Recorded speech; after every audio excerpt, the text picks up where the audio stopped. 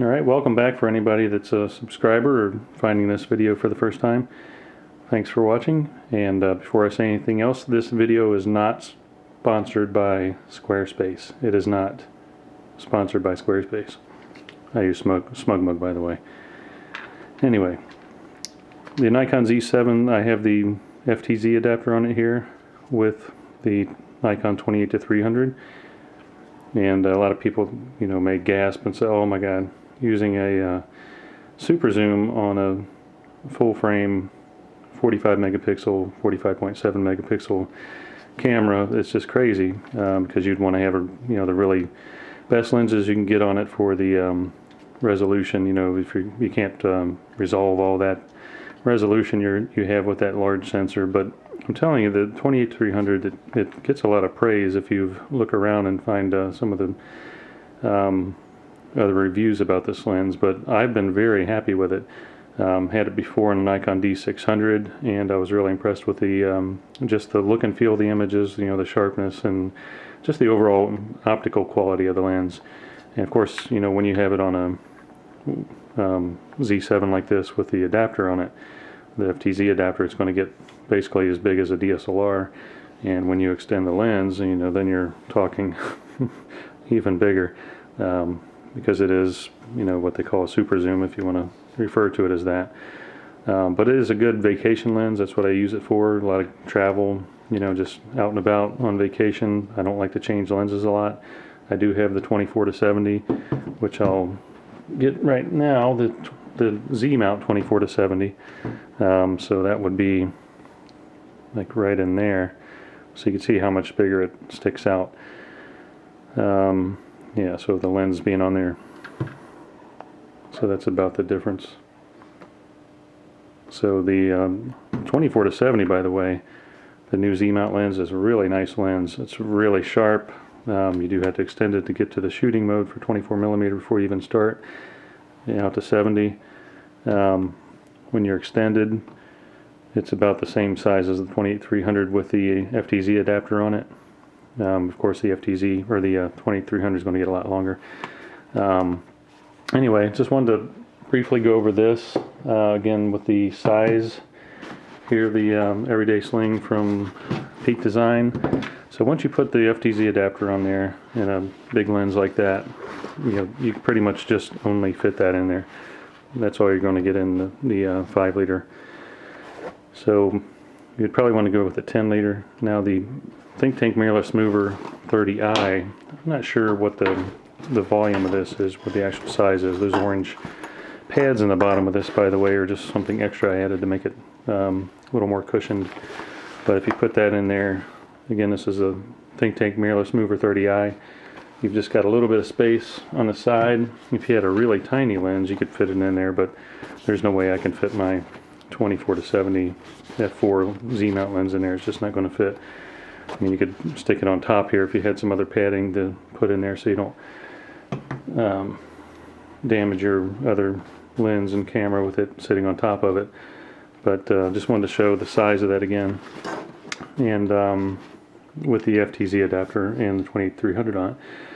So there's the Z7 again, just some further thoughts on it. I've had it for about a month and a half now, and I absolutely love this camera, and I'm genuinely excited about it, and looking forward to next year when spring and summer comes and I can actually get out and shoot a lot more when I go on vacations.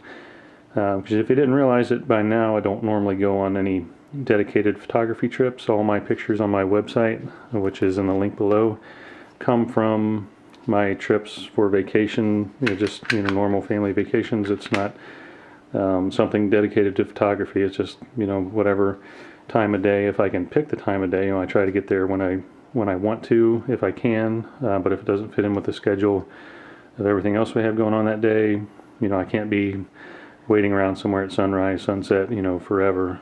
Just got to continue on with plans, and whatever I get's what I get, and that's what the pictures are on my website, plus just poking around here in my own property.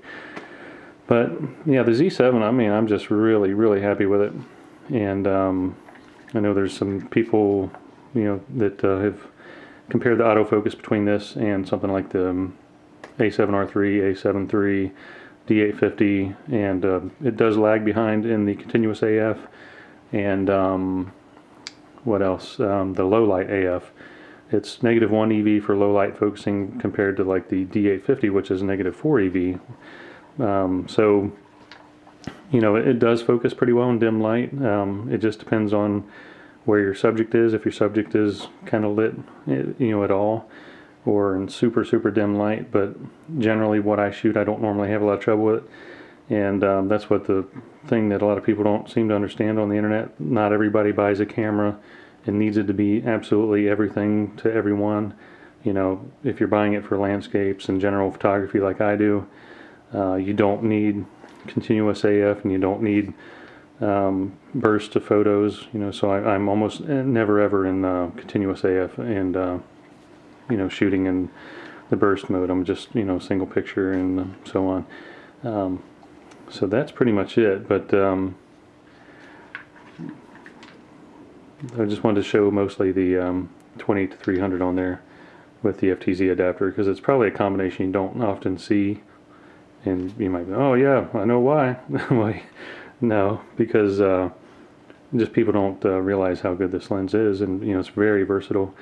I like it better than the 24-120 f4 that Nikon has in the f-mount.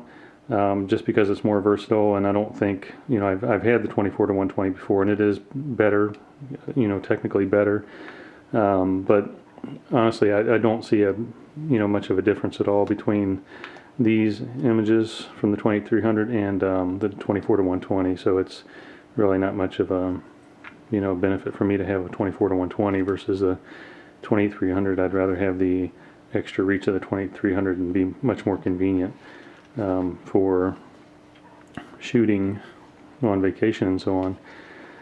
It does make it a little bit heavier. I don't have the weight handy with me, but you can look up the weight of the Z7 and the 20-300 separately, and also the FTZ adapter. But I'd say it's, you know, it might be, well, obviously it's less than 20-300 with a DSLR paired together, because the weight of the Z7's lower than a DSLR, but throw in the FTZ adapter, it does add a little bit.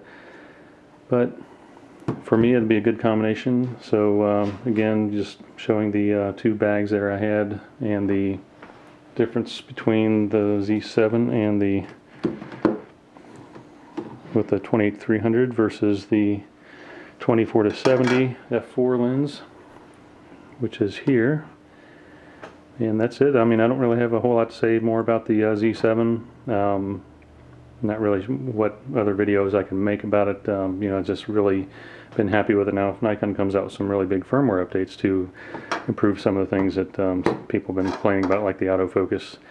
Because, you know, people like Fuji, or companies like Fuji and Panasonic, they do that pretty often. Maybe Nikon will kind of change their ways and get into the firmware update business too. Giving them away for free and making big improvements.